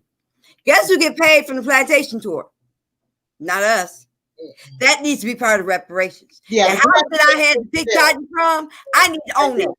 Like we need to all have a piece of stock in those little tours that they give around New Orleans. I think that they should sell them and divvy up the land. Yes, those people, in that area should, there needs to be a plan. The thing is that we can talk, we can protest all day long until we got people making legislature, making laws, passing bills on our behalf, and having lobbyists. Okay, we need to bring together lobbyists. We need to have a consortium of Black attorneys that will bring lawsuits, and we don't have that like the Jewish community has, right? Like the Asian community has, exactly. Like even we see the Latinos now having. Okay, so that is, we need to focus on these things. I don't know if you guys know, but this is my podcast. It is Bob Rewards Club, and Bob stands for Black-owned businesses. And I want everybody to come join Bob. Consumers, it's $10 a year for a discount card to Black-owned businesses nationwide. And for businesses, it's only $25 a year. And what we do is a host of marketing and advertising. Now, one of the things we are going to be doing is developing a Black legal shield eventually. Yes. And because we need those attorneys in our community to help us with things with lawsuits, with civil and both criminal. Okay. That's right. And so the thing is that you two ladies, Minister Toya and Darnella, we're supporting you because we know we need to make some changes legislatively. Like I said, we can get out there, we can protest all day long, the media will come, but they still won't do nothing. Right. Nope. It's only when we take our action to the Capitol that things start to change. And we've had to do that a few times. We've had to go and fight for some bills and have some bills changed. We've had to go and stand toe to toe with legislators that don't like us necessarily and don't like how we look. That'll call us baby hey, baby girl, tell us, that'll talk dismissive to us, but we still have had to stand. We like Wonder Woman, Supergirl around here. You know what I'm saying? Like I believe that having the two of us, having her at the state level and having me at the congressional level, that we will make the much needed change for Minnesota that has to happen. Please feel free to visit Darnella's website. Is darnellagogreen.org. Is that correct? That's all. And she is accepting donations. And please remember to donate, because we cannot win these fights. I cannot unseat Ilhan without money. It's going to be virtually impossible. Well, I could Biden these things without money, but I need some money, right? I have to pay the people, and people will help me. I don't allow anybody who helps me to help me for free. And so right now I'm paying people out of my pocket. So and I do, and I wish I could give them more, right? I wish I could do more for them. But I don't want you to do your hard-earned work for just nothing, right? And I want to do, and as I grow, they'll grow, right? But I need money. So go to Woodland for 5th District.org, or you can go to Woodland for Congress.com. Either way, there's a donate button on both sites. And please donate. Like our Facebook pages, Darnella Wade, Minister Toya Woodland. Like our Facebook pages. Share it with your friends. Ask your friends to donate. They don't have to live in Minnesota to donate money. We need donations to do this work. We need donations in order to unseat the people who are not doing the work right now. Yes. If you want to change, if you want to see things change for real, by people who are passionate, Google us. We have been out here doing this work for years, right? We've been doing this work, and we've been standing up equality and justice for years. We need to, but we can't just, we've done all we can do right here. We need to go up. Hold on, wait. And we need your vote. Yes. We need for Black people to rock the vote. We need for them to look us in our face and be having to be fronted with our concerns and issues. That is all government is for. You're here for our grievances. That's it. You're not here to come as common folk and leave as a millionaire. Right. That is not what we're talking about. Yeah, we don't want them to come with a racist biases. We need straight, healthy, progressive policies that do not look like they favored somebody over others, because that's the damn problem. If they can't balance, it's something about them. I'll say it, Caucasians. Not all of them, but a lot of them. There's something about them that they cannot balance reality with the privilege of dictating. Because there is no way that we don't view them as people of power and authority. If they say don't jaywalk, and I gotta be talked about by some hostile police because I'm crossing the street in a horizontal or a vertical way against the light, I think they hold a lot of power. So being that they hold a lot of power, either they're going to conform to the things that are bringing up our quality of life, or they're going to be removed. And that's what we need for them to do.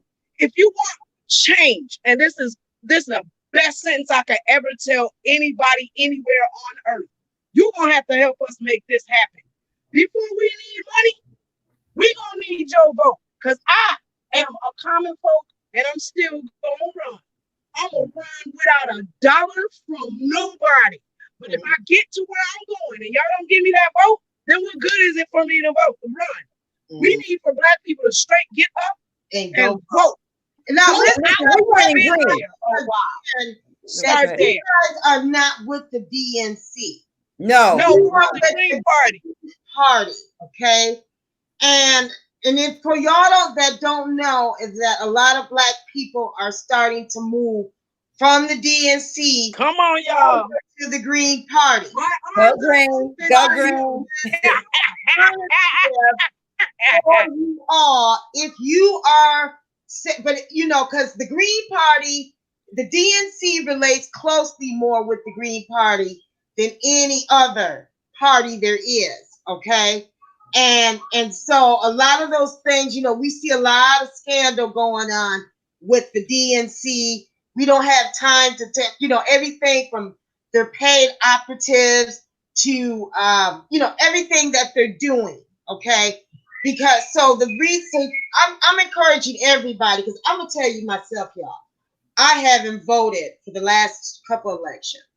That's because I don't like the DNC, and I actually favor a little bit more of what the Republicans do over the DNC right now. But my heart can't cross over the line to go over to the Republicans, because I see issues with them as well. I think that we really do need to move towards, really truly, my thing is back to, back in the day, in the Reconstruction period, of having that Negro Party to have our voice. Okay, we don't have much of a voice, and any party that's going to give us that voice, I am for that party. I am for the issues. So I'm really proud to stand behind both Darnella and Minister Toya Woodland, so that, and we're going to work everything we possibly can. In fact, Darnella, I would like to have you back on again so we can talk about some more issues, if you would like to come back on as well. Because I think that, you need just as much as exposure as Minister Toya Woodland. Thank you. Yes. Sisters are really trying to do what's good for the people and for our people, because you see things that are going on. But, we have the Black Caucus, and, we have all these other, the NAACP and the Urban League. What are they doing right now? What are they doing? And we have to have people that are going to be strong on these issues and to fight for the issues of our people. Right. And then people that cannot be bought. You cannot buy me, because I've been bought by a price 2,000 years ago. I've already been bought. My God bought me he paid the price for me a long time ago. So nobody else can pay as high a price as he already paid for me. I would not be, wherever he's sending me, I'm going to go and do the work that he tells me to do. I'm not going to get rich. I'm not going to become your friend. My friends are the people in District 5 in Minnesota. They're my buddies. The Bible says, that your mother and your brothers outside. I told Jesus that one day. He said, well, who are my family? Who are my friends? It's those people who are standing behind me to send me to Congress. Those are my friends. I don't have time for nobody else. It's the people who want to see me, they believe in me and believe in what I can do in the government. I'm going to fight for you. The last thing that I do. And I'm not going for foreign government. I'm going to put Minnesota first. Yeah. And you know what else? We have to be willing to die.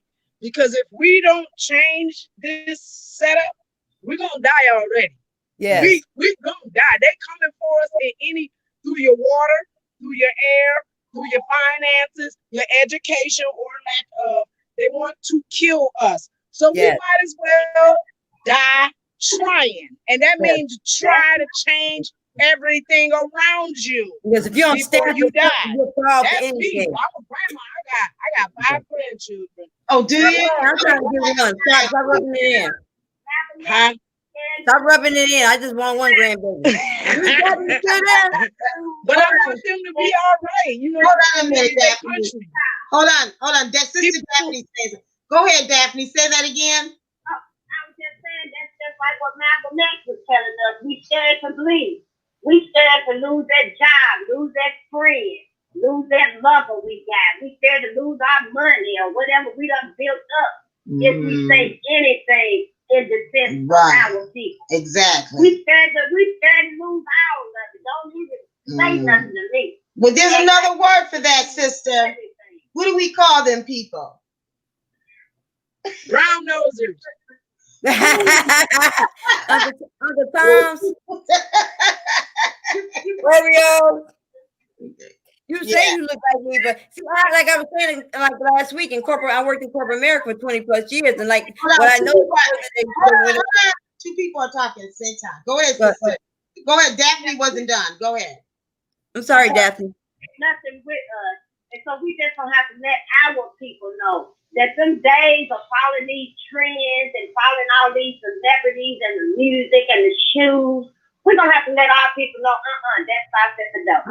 You come in, but you need to leave all of that noise outside. We just care what Nikki and cooking in on Little Hollywood or whatever exactly the stuff is.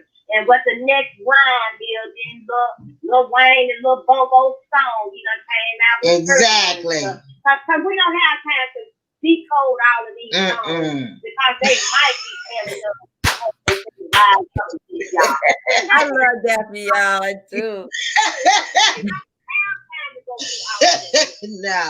Some of our saviors been out here for 10, 20 years. And the politicians just running them around in circles, lying to them, sitting up in the seat, making $98,000 a year. But lying. Paying not even paying in Social Security. I'm pissed off about it because I ain't got no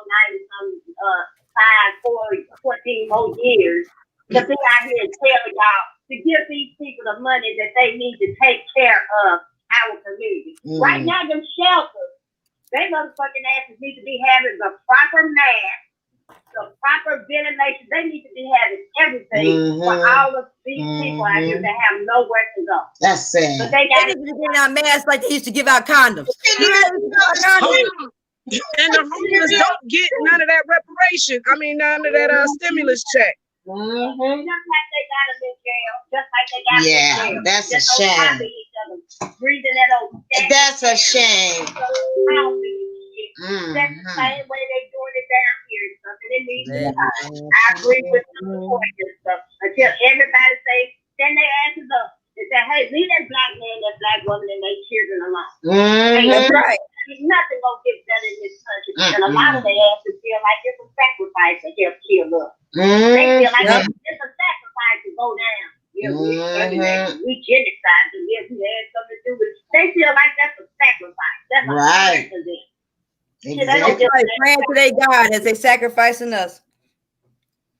And that's why we better go down. We better save our own selves. We show. Yeah, we better. We better. You know, we got to stop a lot of the stuff that we've been doing over the years. I want before we wrap up, we're a little over time. I want to give some resources out. And Daphne, I thank you because you have inspired me to go do some more research, even though I'm going through this campaign. And sometimes I have to stay focused because, you know, I have ADHD, but so you know, I want to know more. I want to know, Dr. What was his name? Dr. Sheba. I want to know Dr. Sheba. I want to know more about how to take care of myself with my IBS and how to get the food that's gonna break out the music. Because I want to tell other people. You reach one, teach one, right? So Dr. Stevie, he's one of ours. Right, he died. Now y'all know he passed away. Okay. Yeah. From what I've been researching and stuff, because I had already been on Dr. Stevie's and stuff with Dr. Sheba. He's a caring doctor. He's an Indian doctor. They just oppressing that man here since he was 14 and invented the email. But now that he's older and stuff, he's finally done came out. I guess at the right time. Oh, really? So, honey, he's everybody from Dr. Fauci to. Yeah, Dr. Fauci's got it. Go ahead. I'm sorry. You know that indictment that was sealed up. That indictment is unsealed now. So that's supposed to got 50 damn politicians on it, where they brainwashing humanity, endangering humanity with artificial intelligence and stuff. No, I didn't hear about that.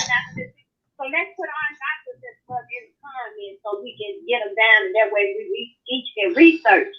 You know, we can see what these doctors got to offer us and stuff. I tell you, it's one sister. I'm trying to find her video, honey. My paper looked like a rainbow because she was giving so much knowledge. I drew the little capillaries and the little bronchial tubes and stuff and cut out the underlying stuff. I'm ready to find that so I can finish with it. Because it's got a lot of knowledge in that too. Okay. Because 90% of the patients are dying from pneumonia and cardiac arrest. Right. You know, the shortness of breath and stuff, you know, all of that is in together. So that's my main thing to get.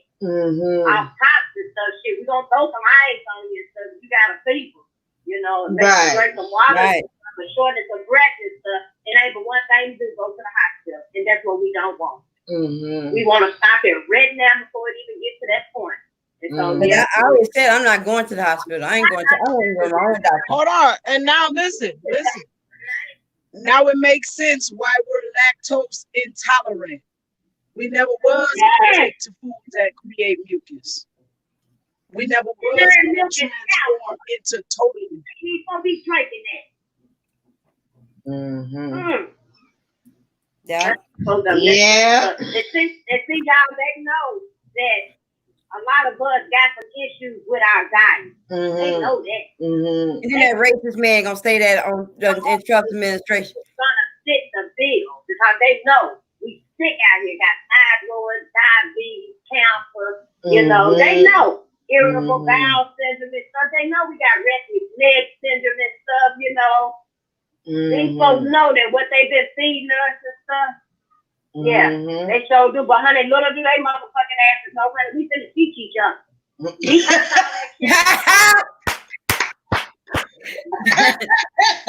No, that's right. We ain't gonna let them do it. We ain't gonna let them take us out. Yeah, that's what I said. A lot of the young ones don't know all the holistic things to do, you know? Like I got in an argument with my sister the other day because she's a starch religious person, you know. Like, I don't know, we don't need no, because I guess they was talking about they was going to get some drive-through liquor stores. Well, they been had drive-through liquor stores. When I lived in Texas, they had all kinds of drive-through liquor stores, okay? Yeah. So, Yeah. I'm telling her, look, we need that liquor. We need that whiskey and that brandy to break up that mucus right now. Yes. Okay? Get them liquor stores. Don't drink to get drunk, but have your shot, and so that you can keep that mucus broken up. But the Bible says, don't be of sober mind. So I'm gonna let you know, if you drink too much brandy, you might miss us when it's time for us to fight back. You might get left behind. So I'm gonna leave you to stay woke. Don't drink too much. It's not enough to help. A little red wine helps you, right? Don't get drunk because we will not. We ain't gonna try to wait on you when it's time for us to make our move. You got to stay. Yeah. And don't forget, Christ don't come alone. He come with 10,000 angels. You just might want to be sober. Yes, stay woke. But I need to close this out. So I want to give these resources out because I spent all day trying to. I spent a lot of time on this. I got to give it out, right? So I want so resources in Minnesota. First of all, you can now track your stimulus check. All you gotta do is go to irs.gov and you hit the button says get my payment and put your information in. I personally, they didn't know who I was when I did it, but you might have some luck. My son said that he found his. And then we got free food connections, grocery delivery. ICO schools are giving away breakfast and lunch, and they're from May through May 4th to children 18 and under, and children 18 to 21 who are eligible for transition services. And it says for more information, you just call this number 763. I'm put this information on my Facebook page, 763-391-7129. And then Robbins is doing the same. They have lunch and breakfast, and you can pick it up between 10 a.m. and noon. SEEP, it has free groceries, and they're doing delivery. It's providing help with groceries and basic needs. Do drive-up service. Oh no, it's drive-up service. You have to drive up, and they have pre-packed groceries. You can learn more at seek.org. I'm also going to put that on my paper, on my page, on my site. Resources for seniors. AARP is having a teleconference. They're going to give you all the resources for seniors. AARP, and they gave me a number. I have a number here. I'm going to put that on my site. It's Thursday the 16th. I want seniors to be healthy, and you can also call Senior Linkage Line, and that number will be on the site also.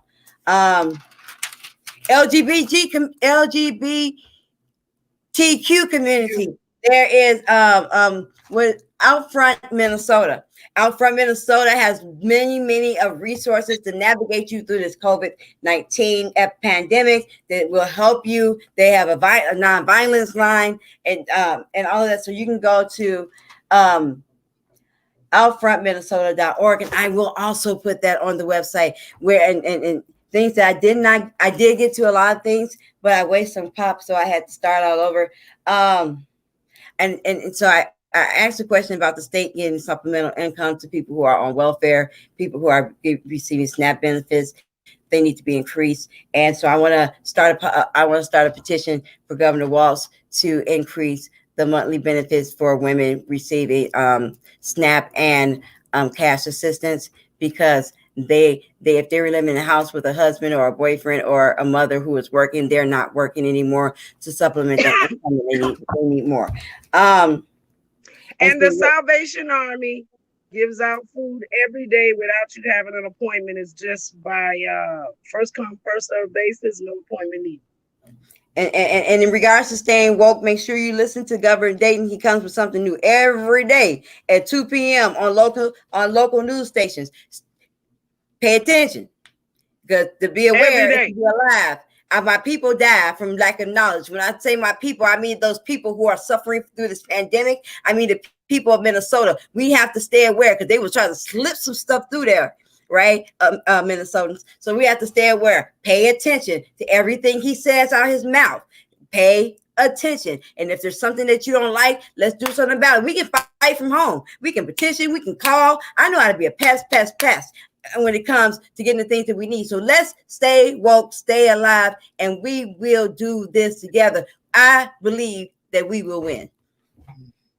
I believe that we will. And this generation will not pass without us holding them accountable for our future.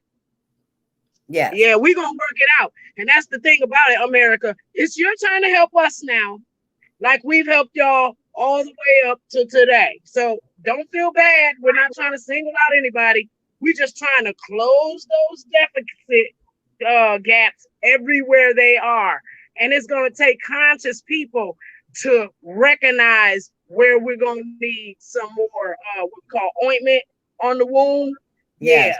Yeah. We're too old to not make these people understand us. We're the elders now. That's how I feel. I'm the elder now. And Daphne and I were talking about something earlier about, and we're not going to talk about this, but we were talking about some good stuff earlier. Daphne and I had a really good conversation, and she came with some heat on the phone that I'm probably going to share with y'all when we get off the phone and see if we might talk about it some more. But I got my passport, will travel. If I need to go, I can go, right? So, let me tell you something, Minnesotans. Get a passport. You need to get your passport. You need to have your stuff in order. If you don't have a passport and you're smoking weed every day, there's something wrong. I'm just gonna put that out there. Well, a lot of us I had no intents on traveling the world. That is not my dream. I look up countries before I think about going there. I don't want to go anywhere right now, but I do want my passport because I want to leave America when it's time. If we need to go to that one land that they said we from, then we need to be able to do that and be able to do that without getting stopped at the border. And then when we get there and say, why you here? We run for the right people. No, I'm just kidding. I love y'all. I love all Minnesotans. So I want all of my Minnesotans to get a passport.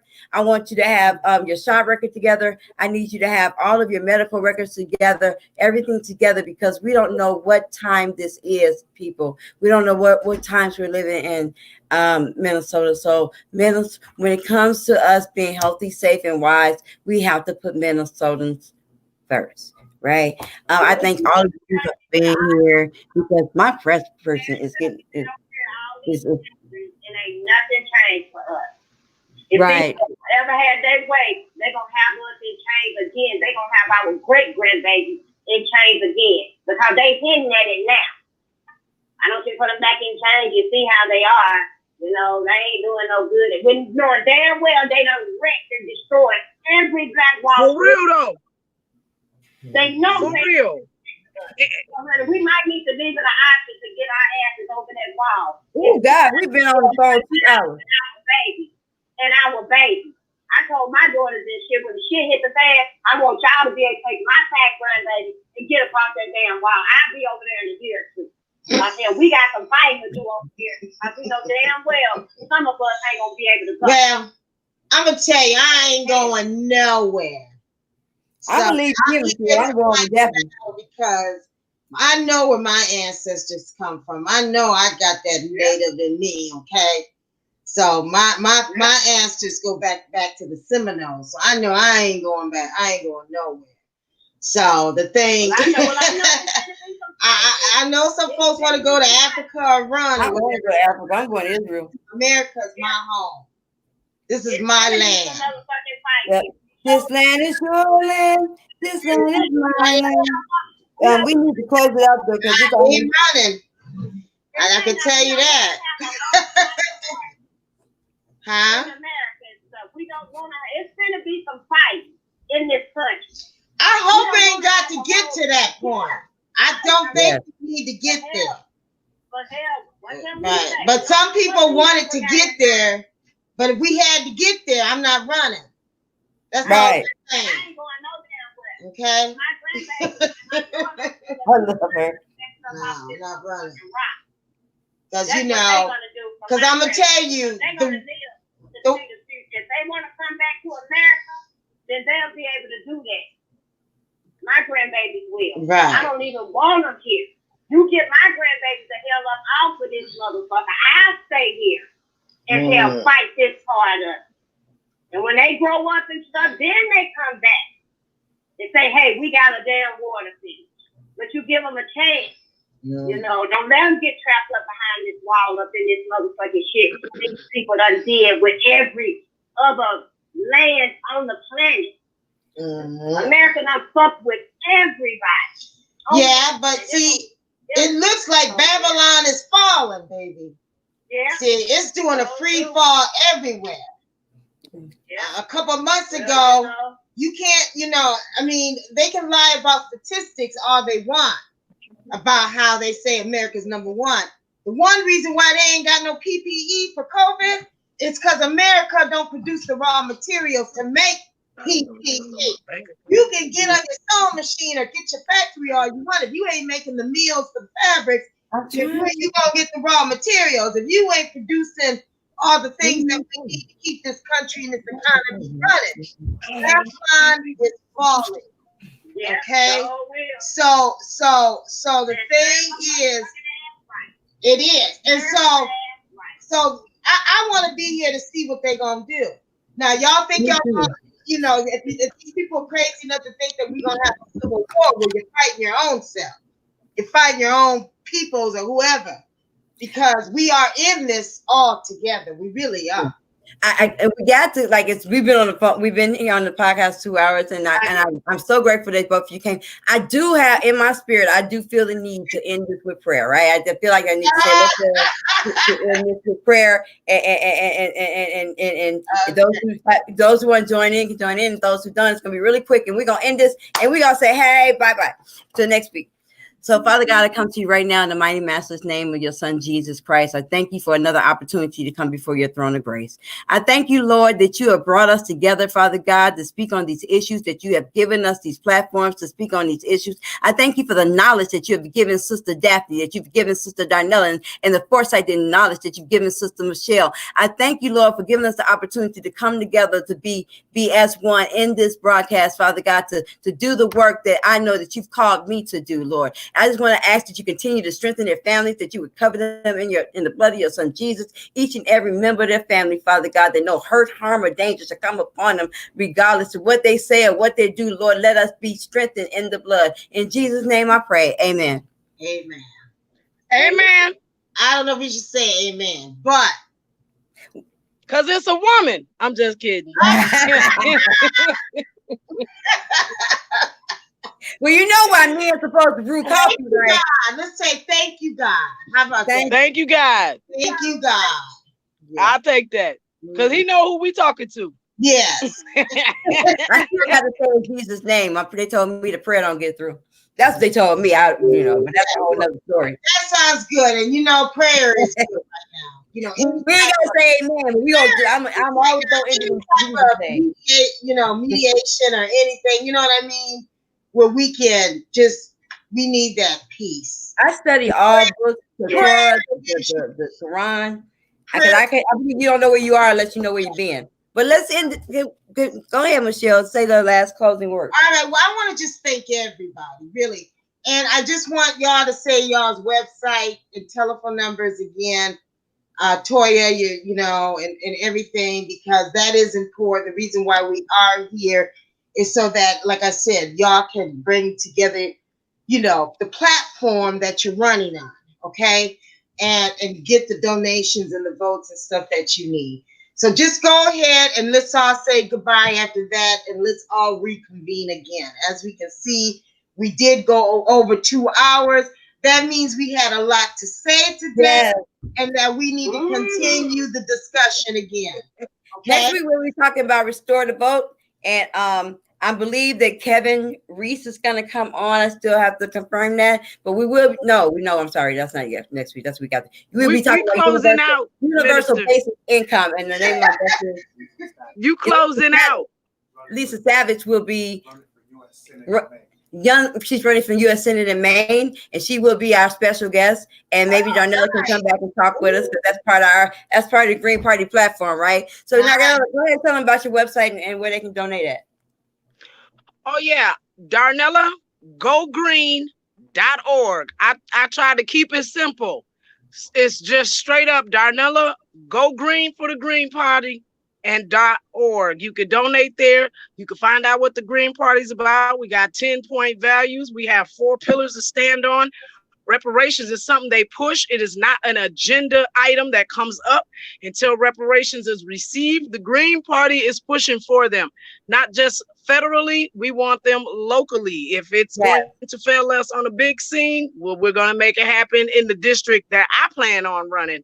So you can reach me at 651-829-9468, and I'm on Facebook. I have a Darnella Go Green Facebook page. I am Black Truce, and I have 2 Facebooks, Darnella Renee Wade, that's for Black Truce, and then I have Darnella Renee, which was supposed to be for my friends, but all my organizers turned out to be my friends too. So all my platforms, I have a private page called Black Truce International Newspaper, and it's private because of the censorship on the outside of those groups.